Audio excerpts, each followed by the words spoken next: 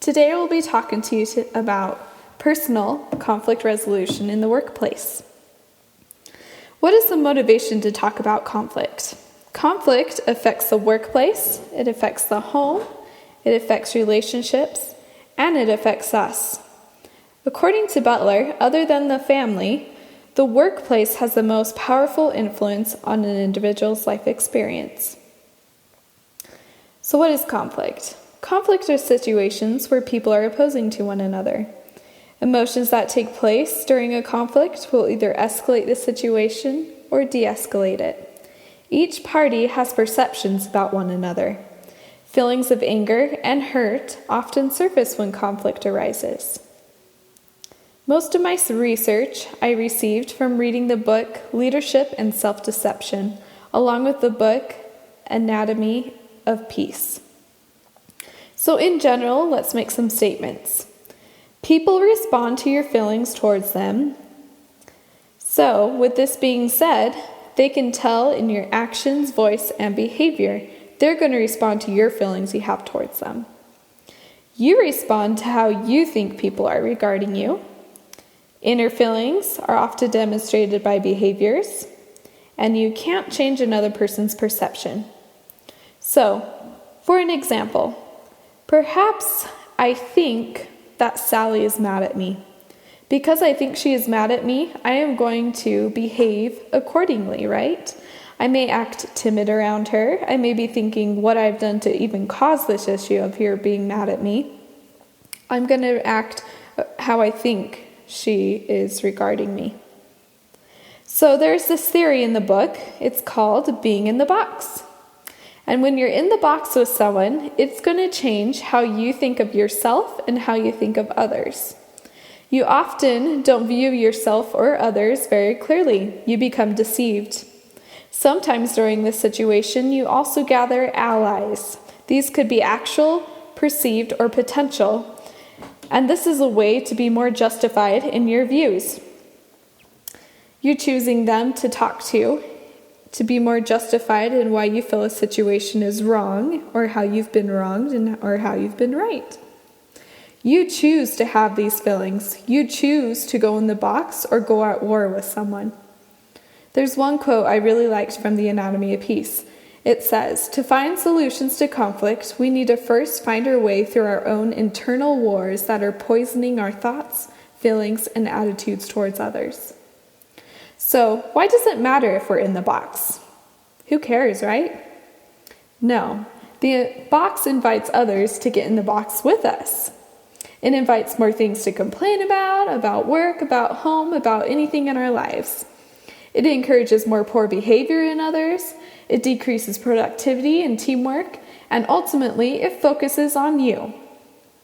So here's a little diagram in which I want to talk about a concept that in any given behavior you display, you can either be in or out of the box with someone. As I said, any behavior you display, okay? So let's talk about this a little bit more. So our behaviors are what we're doing, what we're saying, what we're thinking, what we're feeling, right? So out of the box is how and in the box is how we're seeing people, okay? So out of the box, I see people as people. Their concerns matter the same to me than my own concerns, right? They're the same as my own. I am actively responding to these people. In the box, however, I see others as objects, and their concerns and cares matter less to me. I am actively resisting them. So here's an example of this diagram. Perhaps my behavior is stocking rooms on our unit. I know, everyone loves stocking rooms on the unit, right? Okay, so out of the box, I am viewing this as my duty or responsibility. I am seeing that I am being helpful on the unit, right? Out of the box, I'm having all these good feelings about wanting to help stock the rooms on the unit. I'm not in the box about it at all. In the box, however, I may feel annoyed. I may be irritated. In fact, I may even feel picked on because, you know what? I stock the rooms all the time. So as you can see from this example, in any behavior that we have, we can be in the box with this behavior or out of the box with it. So what is another way of getting into the box? There's an important concept it talks about in the book called self-betrayal. And this is acting contrary to what I feel I should do. So, it's when you have a thought, okay? You can choose to either honor that thought or betray it. And notice once you betray that thought, you change how you start to see yourself. You change how you start to see the other individual. It becomes a distorted reality. So let's have an example of this. So, for example, I see that Sally has a new admission. With this new admission, I have a feeling that maybe I should help Sally with that, okay? So notice what happens when I don't follow through with this thought that I had. I betray it. So I start thinking about myself, and I'm like, I'm too busy to help her. In fact, would she even help me if the opportunity came her way? How do I start seeing her? In fact, when I think, would she even help me? I may think, wow, she's rude. She wouldn't help me anyway. I start thinking all of these negative faults this person has, this coworker of mine has. I start to justify what I'm doing, okay? And this justification means that it's okay to do what I'm doing. I'm okay to make this decision to betray my original thought process, even though it was to help her. So, when you betray it, you actually using other people's faults to justify your behavior. You're making the other person worse than they really are. So, say let's not get in the box with this concept, right? We haven't even betrayed a thought. In fact, you're in the box with someone, but you don't exactly know why. Here could be another reason why. Perhaps the person threatens your already self-justified attitude or image. They are affecting how you're being seen, right? Generally, all people will be defending their self-justified image. Remember, being in the box invites others to be in the box, and when you're in the box, you're ultimately trying to change them and not yourself. So let's focus on a couple key points. Being in the box, you inflate others' faults, you inflate your own virtue, and you blame others. In fact, you start to see others in justifying images that you've created for them.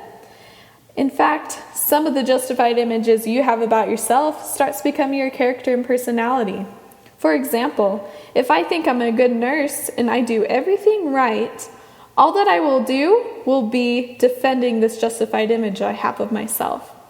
In the reverse side, I can also start to feel that way about a coworker. If I see that she is lazy, in anything that she does, it will be proving to me that she is in fact lazy, right? So, there begins to be this cycle that takes place called a collision cycle. And often it happens when two people are in the box with each other and they're colliding. So with this diagram, on your side, it is what you do. So what happens with what you do? It's what she sees. And what she sees is what she does. And then what she does is what I see. And it kind of goes in a little circle like that, okay? One thing I want you to know about the collision cycle is that it provokes problems in others. You need the other person to be wrong to continue justify your thinking about them, right? So if she's lazy, anything she does has got to keep justifying to me that and she is in fact lazy in everything she does. That's what I see, right? So this collision also invites mutual mistreatment and justification. In fact, on the sides of these boxes, we can even say that we have these allies we're going to talk to about our issues, right? Because we want them to further justify why I'm feeling what I'm feeling. Remember, being in the box focuses on you. So in this next diagram, I have an example. And it's an example of a nurse taking care of a laboring patient and her interaction with a doctor, okay? So, what do? I do my exam on my patient and I notify the doctor about her progression and dilation. What does the doctor see? Perhaps she sees I'm a new nurse and she's unsure of my skills. What does she do? She checks my exam about 10 minutes after me and compares my exam in front of the patient. How I interpret this or how I see it. I think the doctor is being really rude, and I think she thinks I'm incompetent. Rude, right? So what am I going to do? Heck, I'm going to talk to my allies, my coworkers. I think she is wrong, so I want to get more further justification in this thought process. What does the doctor see? Perhaps she senses my dislike for her. She even distrusts my exam and my knowledge. So what does she do? When it came time for delivery, she further educates me about the use of Pitocin after the delivery of the placenta. Okay, because it was not similar to other nurses. I feel like she is further humiliating me in front of my patient. I think she's really unkind. And what do? I further have a dislike for this doctor. How dare she think I'm incompetent? What did I ever do to her? So let's stop right here. You can see how this downward cycle can just continue to grow and grow, right? This can just continue. Perhaps some self-justified images that this nurse has is that I'm hardworking and I can't be wrong, right? You can see this in this cycle. This nurse didn't think she was wrong, right? And she was thinking about how the doctor was being rude, and this ultimately influenced, how her behaviors were displayed, and perhaps the doctor even interpreted her behaviors or feelings, okay? So, how do we get out of this box we get in, right? So, here's some methods that don't work in getting out of the box. Trying to change others. Well, duh, that's what we've been talking about this whole time, right? We can't do that, so that wouldn't be an option. 2, doing the best to cope with others. Okay, we can cope all we want, but we're still having those attitudes about them. We're still seeing them in their own justified images we've created for them, right? So coping's not going to help.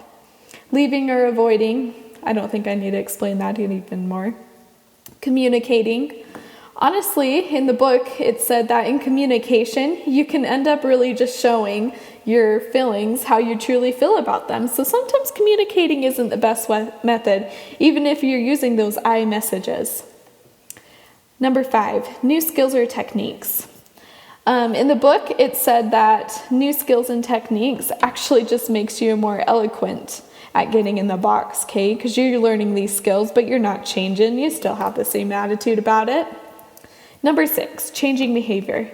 This was from the previous diagram at the very beginning. In any behavior we can do, we can choose to be in or out of the box. So changing behavior isn't going to help out either. So getting out of the box. What do we need to do? First, we need to desire we want to be out of the box. We need to start viewing people as people and not as objects, annoyances, threats, or nuisances, okay? Getting out of the box is deeper than behavior. It's a whole complete change in attitude that we're going to have. Getting out of the box is appreciating others as people. Getting out of the box, we need to forgive. According to Butler, forgiveness is a strategy and a cognitive decision that reduces feelings of anger, resentment, and negative judgment regarding the offender. Forgiveness actively seeks to release the perpetrator of the injustice and to accept what has happened despite the moral injury that has occurred. Forgiveness has shown to be more effective in reducing feelings of revenge, increasing approving thoughts regarding the offense. So ultimately, the choice is yours. The way we handle conflict in the workplace will greatly impact each of us. Being aware of conflict and how we get out of the box can help us overcome and recognize when we can change our attitude, right? We need to be, and that's my whole point of this discussion is I want us to recognize when we're in the box with someone, okay? So we can change that. We can change that before conflict becomes more bigger problem, okay?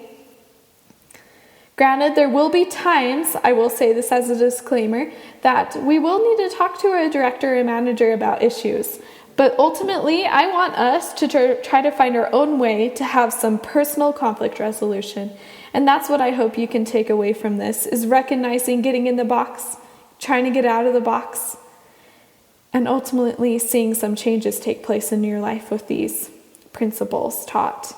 And this is how we truly can have some personal conflict resolution in the workplace. Thank you.